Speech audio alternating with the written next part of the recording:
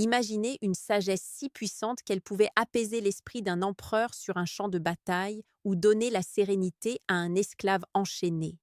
Une philosophie conçue non pas pour les salons feutrés, mais pour le chaos de l'existence humaine. C'est le stoïcisme. Et aujourd'hui, je ne vous parle pas d'histoire ancienne, mais d'une carte au trésor pour naviguer dans les eaux tumultueuses de nos vies modernes. Car cette philosophie recèle des zones d'influence, des points de pression sur notre réalité que, lorsque nous les comprenons, nous pouvons transformer radicalement notre expérience du monde.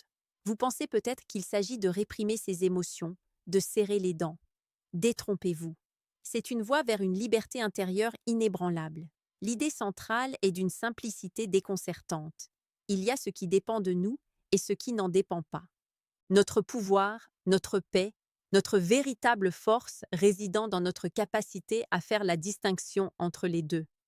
Marc Aurèle, l'empereur philosophe, se murmurait à lui-même dans ses pensées: tu as du pouvoir sur ton esprit, pas sur les événements extérieurs. Réalise cela, et tu trouveras la force.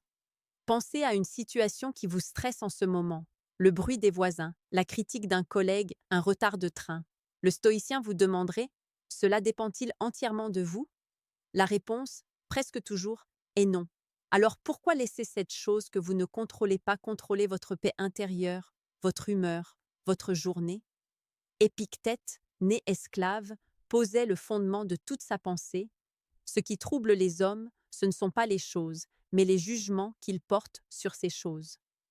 Voici la première zone secrète, le premier point de maîtrise, votre propre jugement.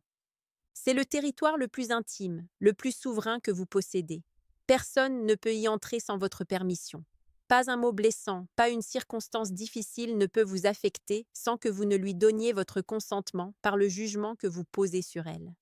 Voyez la tempête non pas comme une malédiction, mais comme une épreuve pour votre caractère. Voyez l'obstacle non pas comme un blocage, mais comme la voie elle-même. C'est là que commence la véritable alchimie. Transformez chaque épreuve en carburant pour votre croissance. Et cela, c'est un pouvoir qui est entièrement, incontestablement entre vos mains. Cette maîtrise du jugement n'est pas un retrait du monde. C'est au contraire la condition pour y agir avec une clarté et une force inédites. La deuxième zone de contrôle, intimement liée à la première, est celle de nos désirs et de nos aversions. Le stoïcien ne cherche pas à anéantir le désir, mais à le discipliner, à le canaliser uniquement vers ce qui dépend de lui. Désirer l'approbation de tous, désirer une carrière sans accroc, vouloir à tout prix éviter la maladie ou l'échec, c'est se lier les mains, car vous ne contrôlez pas ces choses. En revanche, vous pouvez désirer ardemment agir avec intégrité, avec courage, avec justice, quelle que soit la situation. Vous pouvez désirer donner le meilleur de vous-même, indépendamment du résultat. C'est un changement de cap radical. Sénèque le disait avec élégance. Ce n'est pas parce que les choses sont difficiles que nous n'osons pas, c'est parce que nous n'osons pas qu'elles sont difficiles.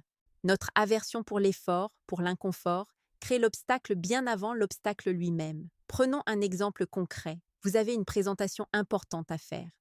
L'approche commune est de désirer fébrilement le succès, la validation, et d'avoir une aversion totale pour le trac, l'oubli d'un mot, le regard critique d'un auditeur.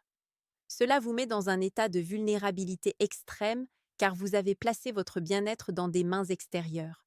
L'approche stoïcienne, désirer uniquement être bien préparé, clair dans votre propos et servir votre auditoire du mieux que vous le pouvez. Ayez de l'aversion uniquement pour le fait de ne pas avoir fait ces efforts. Le résultat, une sérénité avant même de commencer. Le trac devient une énergie, un signe que vous tenez à cette action et non une peur paralysante. Marc Aurèle se préparait ainsi chaque matin. Je rencontrerai aujourd'hui des gens ingrats, arrogants, trompeurs, envieux, égoïstes. Ils en sont là parce qu'ils ignorent la distinction entre le bien et le mal. Mais moi, je vois que la nature du bien est dans le choix droit et celle du mal dans le choix mauvais. Je ne peux donc ni être blessé par aucun d'eux, ni m'irriter contre mon prochain, ni le haïr. Il réorientait son désir, non pas désirer que les autres soient différents, mais désirer maintenir sa propre vertu face à eux. C'est un bouclier impénétrable. Cette discipline du désir nous amène naturellement à la troisième zone, l'acceptation radicale de l'impermanence et du présent. Les stoïciens étaient des maîtres dans l'art de méditer sur la fuite du temps et la nature changeante de toute chose. Pourquoi? Non pas pour sombrer dans la mélancolie, mais pour savourer et agir dans l'unique moment qui est réellement à nous, l'instant présent. Le passé est hors de portée, l'avenir est incertain. Seul le maintenant est un terrain d'action. Sénèque écrivait: ce n'est pas que nous avons peu de temps, mais que nous en perdons beaucoup. Nous gaspillons notre présent à regretter un passé immuable ou à craindre un futur imaginaire. L'exercice stoïcien de la préméditation des mots consiste justement à envisager sereinement ce qui pourrait mal tourner, non pour s'inquiéter, mais pour s'y préparer et réaliser que nous pourrions le supporter. En imaginant la perte, la difficulté, nous désamorçons son pouvoir de nous surprendre et de nous paralyser. Nous nous entraînons à la résilience. Et lorsqu'on embrasse le présent, on touche du doigt une autre vérité fondamentale, notre interdépendance avec le monde et les autres. Voici la quatrième zone secrète, peut-être la plus profonde, la reconnaissance que nous faisons partie d'un tout plus grand, la cité du monde. Marc Aurèle y revenait sans cesse. Ce qui n'est pas utile à la ruche n'est pas utile à l'abeille. Nos actions, nos choix ont une résonance. Agir avec vertu, sagesse, courage, justice, tempérance n'est pas un exercice solitaire, c'est un service rendu à l'humanité. Chaque fois que vous choisissez la patience face à la provocation, l'honnêteté face à la facilité, le courage face à la lâcheté, vous ne vous élevez pas seulement vous-même, vous élevez la condition humaine autour de vous. Vous contribuez à cet ordre cosmique. C'est une source de dignité et de force immense. Vous n'êtes plus une victime isolée des circonstances, mais un acteur responsable dans le grand théâtre du monde. Vos épreuves deviennent alors le matériau grâce auquel vous sculptez un caractère qui peut, à son tour, inspirer et servir. Cette perspective transforme la solitude en solidarité et le sentiment d'impuissance en un sentiment de devoir sacré. Agir dans le monde avec vertu demande une compréhension fine de nos réactions les plus immédiates. C'est là que nous abordons la cinquième zone, la maîtrise des passions, que les stoïciens appelaient les maladies de l'âme. La colère, la peur panique, l'envie dévorante, la tristesse paralysante. Le but n'est pas de devenir une statue insensible, mais de ne pas être emporté par le tsunami de l'émotion brute. Sénèque a écrit tout un traité sur la colère, la décrivant comme une folie passagère. Il observait qu'elle naît souvent d'une surprise, d'une blessure à notre amour-propre, ou d'une frustration face à un obstacle que nous jugions injuste. La médecine stoïcienne, introduire une pause, si infime soit-elle, entre l'événement et votre réaction. Dans cet espace, utilisez votre raison. Demandez-vous, ce qui vient de se passer dépend-il de moi? Ma colère va-t-elle améliorer la situation ou l'empirer? Souvent, vous réaliserez que la colère est une capitulation, un aveu que vous avez laissé quelque chose d'extérieur dicter votre état intérieur. Épictète avait une formule cinglante. Si quelqu'un te rendait ton corps à un inconnu qui t'aurait rencontré dans la rue, tu serais indigné. Et toi, quand c'est ton esprit que tu confies au premier venu, qui t'insulte et t'en fait ainsi bouleverser, tu n'as pas honte? Vous, et vous seul, êtes le gardien de votre forteresse intérieure. Ne remettez pas les clés à un commentaire insultant, à un embouteillage, à une déception professionnelle. Cette maîtrise n'est pas de la froideur, c'est la marque d'une souveraineté retrouvée. Et cette souveraineté s'exprime pleinement dans la sixième zone, l'alignement avec la nature.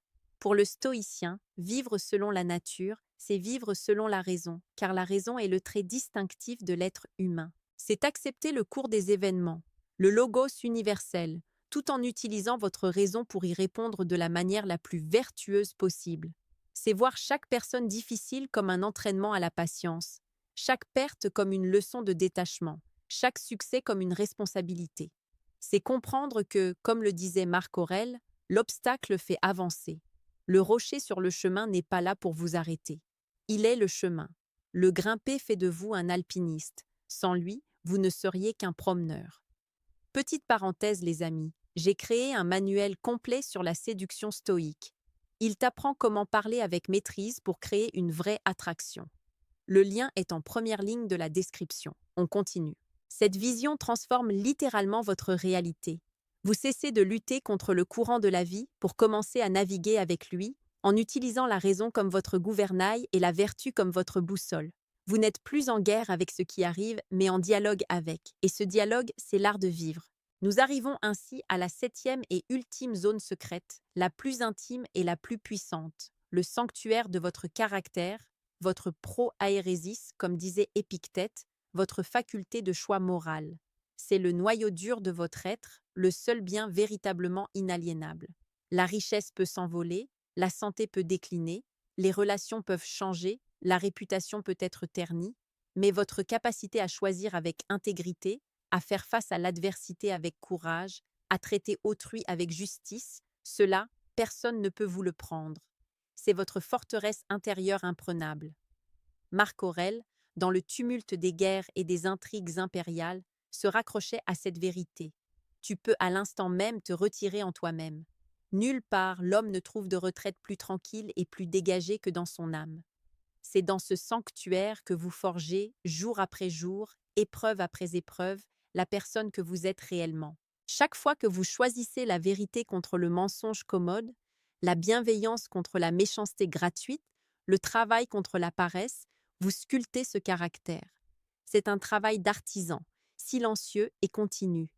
Et c'est le seul projet qui vaille absolument la peine. Car au crépuscule de votre vie, ce ne seront pas les choses qui vous sont arrivées qui importeront, mais la façon dont vous y avez répondu. La qualité de votre caractère sera votre seul et vrai héritage. Alors, comment cultiver ce jardin secret? Par l'exercice quotidien, le matin, par une après-méditation. Visualisez les défis de la journée et décidez à l'avance de la vertu que vous y appliquerez. Le soir, par un examen, où ai-je failli? Où ai-je réussi? Sans jugement cruel, mais avec l'honnêteté d'un jardinier qui évalue son terrain. Et surtout, en lisant et en relisant ces sages anciens qui nous parlent à travers les siècles. Ils ne vous donneront pas de solution toute faite, mais ils vous offriront un compas. Le stoïcisme n'est pas une philosophie que l'on connaît, c'est une philosophie que l'on vit. Il ne s'agit pas de tout contrôler, mais de bien contrôler la seule chose qui compte vraiment, vos jugements, vos désirs, vos actions.